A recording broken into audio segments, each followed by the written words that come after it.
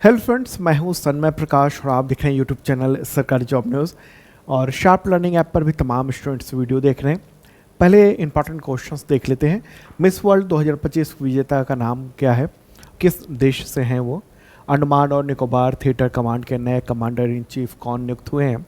IPL 2025 पहली बार RCB ने जीत हासिल की है, उस पर कई सारे प्रश्न बनते हैं। डीआरडीओ के अध्यक्ष कौन हैं जिनका कार्यकाल केंद्र सरकार ने फिर से 1 साल के लिए बढ़ा दिया है?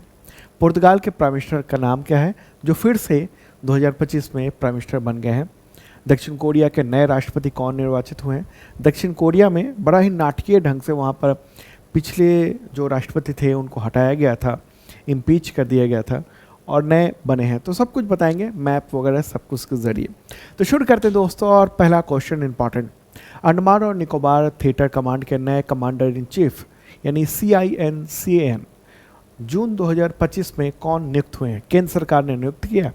आंसर क्या होगा इसका? Lieutenant general Dinesh Singh Rana. क्या नाम है? Lieutenant general Dinesh Singh Rana.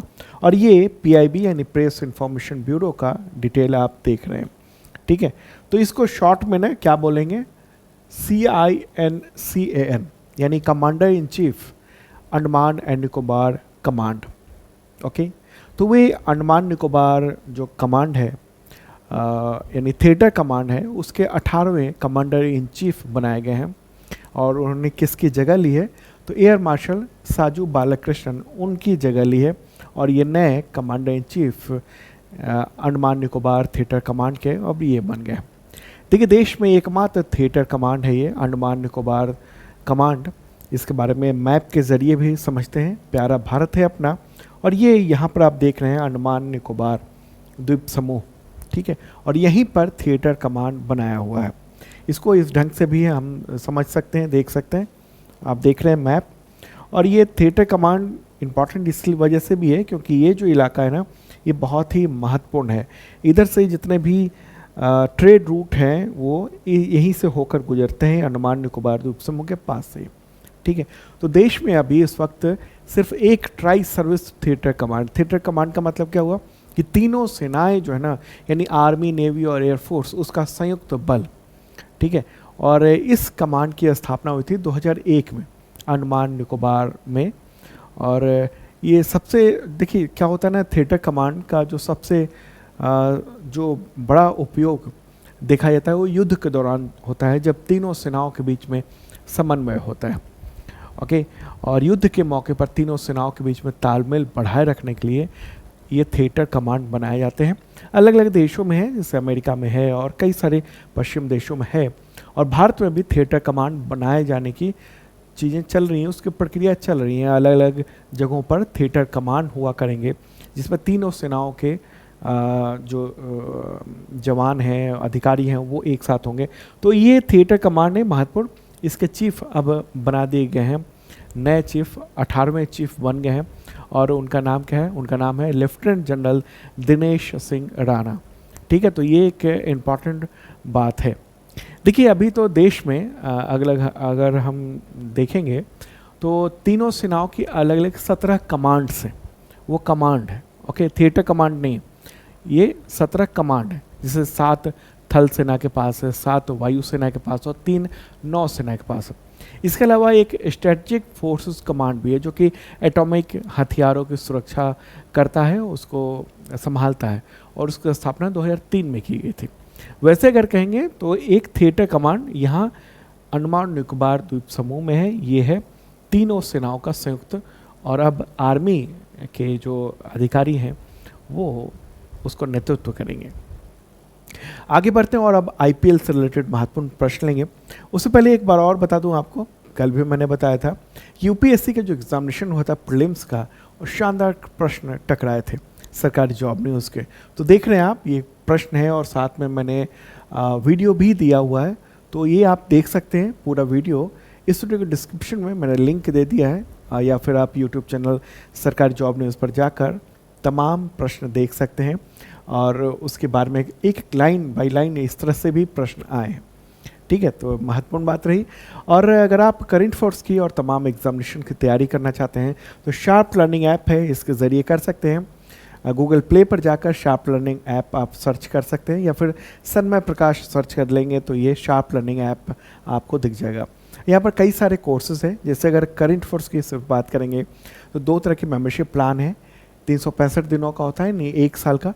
एक ISPCS मेंबरशिप प्लान है जो कि UPSC और तमाम स्टेट PCSC इन सब के एग्जामिनेशन में बहुत काम आता है। और दूसरा है बेसिक मेंबरशिप प्लान जो कि SSC, रेलवे, टीचर, पुलिस इन सब के लेवल का होता है। इसमें मिलता क्या है, पिछले 2-3 सालों के करंट अफेयर्स के कंटेंट मिल जाते हैं और अगले 1 साल तक अपडेट आपको मिलता रहता है। और वो PDF होता है, टेस्ट होता है, वीडियो होता है, ये सब होता है, और संबंधित एग्जामिनेशन के टेस्ट सीरीज़ भी वहाँ रखे रहते हैं। ओके, तो ये एक इम्पॉर्टेंट है आपके एग्जामिनेशंस के लिए, देख सकते हैं आप शार्प लर्निंग ऐप पर। और PDF में ना हम लोग वीडियो के लिंक भी देते हैं, जैसे कि मैंने अभी जो बताया आपको अंडमान निकोबार थिएटर कमांड के बारे में और मैप के ज़रिए, तो ये सब देख सकते हैं आप। PDF पर एक लिंक होता है, क्लिक करेंगे हर प्रश्न के बाद और देख सकते हैं। PDF weekly, monthly, quarterly, yearly होता है, वो 1 लाइनर होता है, MCQ होता है, MCQ नोट्स होता है, काफ़ी प्रकार के आपके एग्जामिनेशन के पॉइंट ऑफ व्यू से। और ये 71st BPSC का GS फाउंडेशन बैच चल रहा है और काफ़ी कुछ कोर्सेज हुए हैं। आप अगर एग्जामिनेशन की तैयारी कर रहे हैं तो ये ज्वाइन कर सकते हैं, आपके बहुत काम आएगा। हमारी पूरी टीम है जो तैयारी करवाती है। इसके अलावा SSC, रेलवे इन सब के भी एग्जामिनेशन के बैचेज ऑलरेडी चल रहे हैं शार्प लर्निंग ऐप पर। चलिए अब आगे बढ़ते हैं और अब IPL 2025 से रिलेटेड महत्वपूर्ण प्रश्न लेंगे। रॉयल चैलेंजर्स बेंगलुरु यानी RCB ने फाइनल मैच में किस टीम को हराकर IPL 2025 की ट्रॉफी जीत ली है? तो इसका आंसर तो आपको पता ही होगा, क्या आंसर है? पंजाब किंग्स यानी PBKS। तो रॉयल चैलेंजर्स बेंगलुरु ने, उस टीम ने इंडियन प्रीमियर लीग यानी IPL में अपना पहला टाइटल जीत लिया है। पहली बार RCB ने जीत हासिल की है और RCB ने फाइनल में पंजाब किंग्स को 6 रन से हराया। ओके, तो ये जब उस वक्त जब जीत हुई है उसके बाद का ये फोटोग्राफ आप देख रहे हैं। अच्छा, कप्तान कौन है RCB के? तो वह हैं रजत पाटीदार। और पंजाब किंग्स के कप्तान कौन थे? तो वह श्रेयस अय्यर। और कहाँ पर ये मैच हुआ था, फाइनल मैच? तो नरेंद्र मोदी स्टेडियम अहमदाबाद में।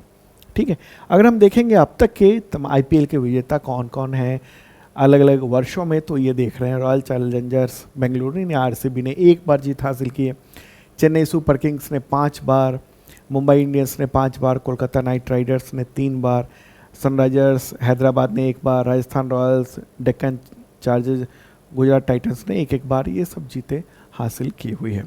अगला क्वेश्चन लेंगे अब। IPL 2025 सीजन में ऑरेंज कैप विजेता कौन बने हैं? आंसर होगा साई सुदर्शन। ये गुजरात टाइटंस के खिलाड़ी हैं और इन्होंने ये ऑरेंज कैप जीत लिया है। ऑरेंज कैप क्यों दिया जाता है? ऑरेंज कैप जो है ना, वो पूरे IPL सीजन में जैसे 2025 का, उसमें सबसे ज़्यादा रन बनाने वाले बल्लेबाज को दिया जाता है। और साई सुदर्शन ने IPL में सबसे ज़्यादा 759 ये रन बनाए। गुजरात टाइटंस की ओर से वो खेल रहे थे। ठीक है, और साई सुदर्शन अब IPL में ऑरेंज कैप जीतने वाले सबसे कम उम्र के खिलाड़ी बन गए। इससे पहले ये रिकॉर्ड किनके नाम था? शुभमन गिल के पास था। और इसी के साथ 10 लाख रुपए का प्राइज मनी भी मिला है इनको, साई सुदर्शन को। अगला क्वेश्चन लेंगे। IPL 2025 सीजन में पर्पल कैप विजेता कौन है? आंसर होगा प्रसिद्ध कृष्णा। गुजरात टाइटंस के ये खिलाड़ी हैं और इन्होंने पर्पल कैप जीत लिया है। ये पर्पल कैप क्यों दिया जाता है? ये देखिए, ये जो अवार्ड है ये उनको दिया जाता है जिन्होंने IPL के पूरे सीजन में सबसे ज़्यादा विकेट लिए हों।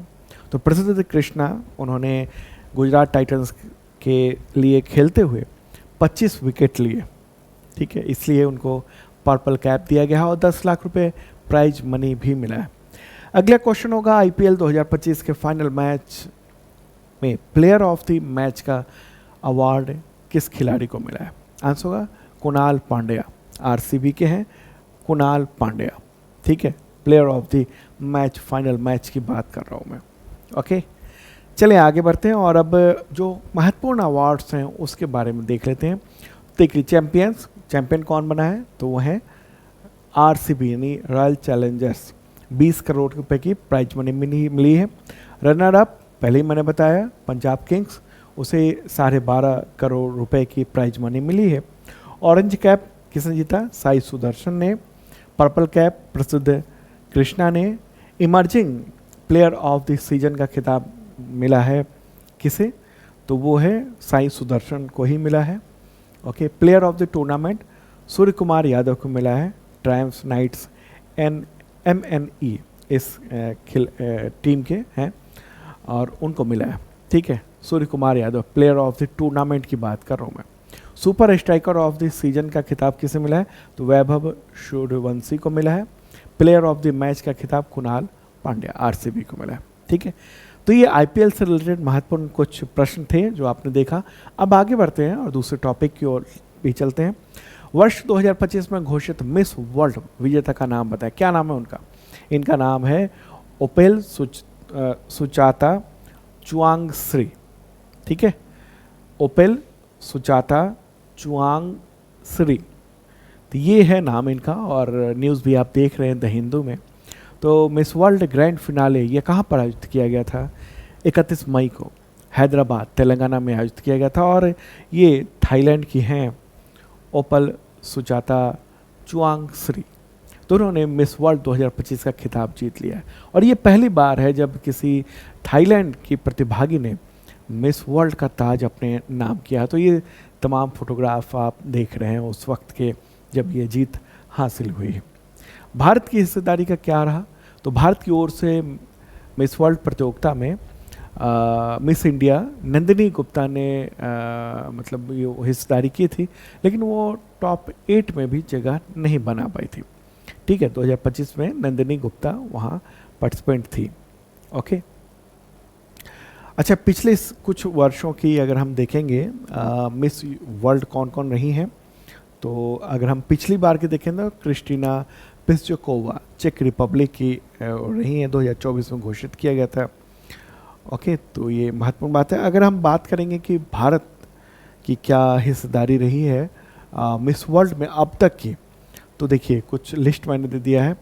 पहली जो महिला पहली मिस वर्ल्ड थी भारत की ओर से, वो थी 1966 में रीता फारिया, ये नाम आपको ध्यान में रखना है। फिर 1994 में ऐश्वर्या राय हुई थी। फिर उसके बाद 1997 में डायना हेडन, 1999 में युक्ता मुखी, सन 2000 में प्रियंका चोपड़ा, 2017 में मानुषी छिल्लर वो थी मिस वर्ल्ड। अच्छा, मिस यूनिवर्स की अगर बात करेंगे 3 हुई हैं अभी तक भारत की। सुष्मिता सेन 1994 में, 2000 में लारा दत्ता और 2021 में हरनाज संधू, तो ये मिस यूनिवर्स रही। आगे बढ़ते हैं और अगला क्वेश्चन होगा तेलंगाना गठन दिवस कब मनाया जाता है, तो है 2 जून को मनाया जाता है। ठीक है, तो तेलंगाना राज्य का गठन उसके लिए विधेयक पेश हुआ था फरवरी 2014 में। मतलब उससे पहले पेश हुआ था, पास हो गया था ये फरवरी 2014 में संसद से पास हो गया था। और तेलंगाना को आधिकारिक तौर पर 2 जून 2014 को स्थापित किया गया था। ठीक है, 2 जून 2014 को उसको मान्यता मिल गई थी और इसीलिए ये तेलंगाना दिवस मनाया जाता है। ठीक है, अभी तेलंगाना में ही यहाँ हैदराबाद में, वहाँ की राजधानी हैदराबाद में ही मिस वर्ल्ड जो इवेंट हुआ था, ये भी इम्पॉर्टेंट है। और तेलंगाना के जो चीफ मिनिस्टर है वो कौन है, रेवंत रेड्डी हैं, रेवंत रेड्डी। अगला क्वेश्चन होगा पुर्तगाल के प्राइम मिनिस्टर का नाम बताएं जो फिर से 2025 में प्राइम मिनिस्टर बन गए हैं। आंसर होगा लुइस मोंटेनेग्रो, लुइस मोंटेनेग्रो ये नाम है उनका। पुर्तगाल के आम चुनाव के नतीजे जो आए हैं उसमें सोशल डेमोक्रेटिक पार्टी और डेमोक्रेटिक अलायंस, उसका जो गठबंधन है उसके नेता ये हैं और उन्होंने ये खिताब जीत लिया है। एक बार चलते हैं पुर्तगाल की ओर और उसको भी देखते हैं। तो ये यूरोप का हिस्सा देख रहे हैं और ये स्पेन है। स्पेन के पास में ही यहाँ पर ये है पुर्तगाल। ठीक है, ये जो देश है वो है पुर्तगाल, ये वाला। ओके, पुर्तगाल, इसकी राजधानी क्या है, लिस्बन है। यहाँ के राष्ट्रपति हैं मार्सेलो रेबेलो डी सूसा, ठीक है। और प्राइम मिनिस्टर जो हैं वो फिर से बन गए हैं, उनका नाम है लुइस मोंटेनेग्रो। ओके, चलें आगे बढ़ते हैं। अगला इंपॉर्टेंट प्रश्न है ये, डीआरडीओ के अध्यक्ष का नाम बताएं जिनका कार्यकाल केंद्र सरकार ने 31 मई 2026 तक के लिए बढ़ा दिया है। नाम क्या है इनका? नाम है समीर वी कामत। काफ़ी चर्चा में रहे हैं हाल फिलहाल के वक्त में। तो केंद्रीय मंत्रिमंडल ने या कहें केंद्रीय मंत्रिमंडल की जो नियुक्ति समिति है उसी ने मई 2025 में ये फैसला किया डॉक्टर समीर वी कामत, तो उनका कार्यकाल 1 साल के लिए बढ़ा दिया गया है। डीआरडीओ यानी रक्षा अनुसंधान विकास संगठन, उसके अध्यक्ष हैं, साथ साथ डिफेंस मिनिस्ट्री के जो defence research and development department भी है, यानी रक्षा अनुसंधान एवं विकास विभाग, उसके सेक्रेटरी भी हैं ये, ठीक है। 2022 में पहली बार इनको इस पद पर नियुक्त किया गया था और उसके बाद फिर पिछले साल भी कार्यकाल बढ़ाया गया, इस साल भी बढ़ाया गया। ओके, डीआरडीओ काफ़ी महत्वपूर्ण है, रोल अदा करता है। उसके अध्यक्ष डॉक्टर समीर वी कामत। स्थापना कब हुई थी डीआरडीओ की? 1958 में। मुख्यालय कहाँ है? न्यू दिल्ली में है, ठीक है। और ये भारत को डिफेंस सेक्टर में आत्मनिर्भर बनाने की कोशिश में जो मुहिम है उसमें बड़ी भूमिका निभा रहा है, ठीक है। डीआरडीओ का काम क्या है? तो भारतीय सशस्त्र बलों के लिए अत्याधुनिक हथियार प्रणाली, इक्विपमेंट, सेंसर, इन सब का विकास करना, उत्पादन करना और उत्पादन में सहयोग देना, ये सब काम है। चलिए आगे बढ़ते हैं और अगला क्वेश्चन होगा, आक्रामकता के शिकार मासूम बच्चों का अंतर्राष्ट्रीय दिवस कब मनाया जाता है? तो 4 जून को मनाया जाता है, ठीक है। तो संयुक्त राष्ट्र ने ये दिवस घोषित किया हुआ है। दरअसल ये दिवस क्यों घोषित किया गया? 1982 की बात है, इज़राइल ने जो कार्रवाई की थी फ़िलिस्तीन पर और लेबनान में, तो उसकी वजह से बच्चों को काफ़ी नुकसान हुआ था, उनको पीड़ा हुई थी, उनको हिंसा का शिकार होना पड़ा था और उसी के बाद संयुक्त राष्ट्र ने ये दिवस घोषित किया हुआ है। आगे बढ़ते, विश्व भूख दिवस कब मनाया जाता है? हंगर डे 28 मई को मनाया जाता है और इस बार की थीम क्या है? युवाओं को सशक्त बनाना, भूख को समाप्त करना, एम्पावरिंग यूथ एंडिंग हंगर, ये है, ठीक है। तो ये जो दिवस के बारे में अगर बात करेंगे, भूख दिवस, बात है 1977 की। तो ये भूख और गरीबी को समाप्त करने को लेकर एक वैश्विक मुहिम चली थी, आंदोलन चला था, हंगर प्रोजेक्ट के नाम से स्थापित किया गया था। फिर 2011 की बात है और उसको फिर इस हंगर प्रोजेक्ट को वैश्विक भूख संकट के बारे में जागरूकता फैलाने के लिए माना गया और फिर 28 मई को विश्व भूख दिवस घोषित कर दिया गया था। अगला क्वेश्चन, दक्षिण कोरिया के नए राष्ट्रपति कौन निर्वाचित हुए? नाम क्या है उनका? नाम है ली जे म्यूंग। क्या नाम है? ली जे म्यूंग, ठीक है। और ये रहा फोटोग्राफ इनका। दक्षिण कोरियाई डेमोक्रेटिक पार्टी से हैं, इससे पहले विपक्ष में थे। उनकी जीत जो है ना वो वहाँ के जो पूर्व राष्ट्रपति थे यू सुन योल, तो उनका निष्कासन हुआ और उसके बाद जो है अब ये चुन लिए गए हैं, अब नए वहाँ के प्रेसिडेंट बना दिए गए हैं। एक बार मैप के ज़रिए चलते हैं, साउथ कोरिया को देखते हैं। तो ये जो है ना वो साउथ कोरिया ये वाला, ठीक है। इधर वाला जो है ना वो नॉर्थ कोरिया है, ठीक है। ये उत्तर कोरिया है और ये दक्षिण कोरिया है। इसी के राष्ट्रपति नए चुने गए हैं। अच्छा, इससे पहले यून सुक योल थे, उनका निष्कासन किया गया। दरअसल उन्होंने मार्शल लॉ लागू कर दिया था और उसका बाद हटाया था। उसके बाद जो कार्रवाई हुई तो उनको अपना पद गंवाना पड़ा था, ठीक है। दक्षिण कोरिया की राजधानी क्या है इसकी राजधानी है सियोल। क्या है? सियोल। अब नए राष्ट्रपति कौन चुन लिए गए हैं? तो ली जे म्यूंग, ली जे म्यूंग, ठीक है। चलें आगे बढ़ते हैं, अगला क्वेश्चन लेते हैं। किस देश के खिलाड़ी ग्लेन मैक्सवेल ने वनडे इंटरनेशनल क्रिकेट के से संन्यास लेने का ऐलान किया? आंसर को ऑस्ट्रेलिया के हैं वो, ग्लेन मैक्सवेल। तो अभी जून में उन्होंने कह दिया कि अब हम संन्यास ले रहे हैं। क्रिकेट से, ठीक है, क्रिकेट से संन्यास लेने का ऐलान कर दिया है। ओके, अगला क्वेश्चन होगा, किस भारतीय ग्रैंड मास्टर ने नॉर्वे शतरंज 2025 टूर्नामेंट में उसके एक राउंड में विश्व शतरंज चैंपियन मैग्नस कार्लसन को हराया? हालांकि आखिरी राउंड में वो हार गए और फिर तीसरे स्थान पर रहे। क्या नाम है इनका? आंसर होगा डी गुकेश। तो जब इन्होंने हराया था ना मैग्नस कार्लसन का, तब मैग्नस कार्लसन एकदम चौंक गया था, ठीक है, उसने अपने पैर को टेबल पे मार दिया था, इतना ज़्यादा वो टेंशन में आ गया था बंदा। लेकिन बाद में फिर वो काफ़ी चर्चा में रही थी ये खबर।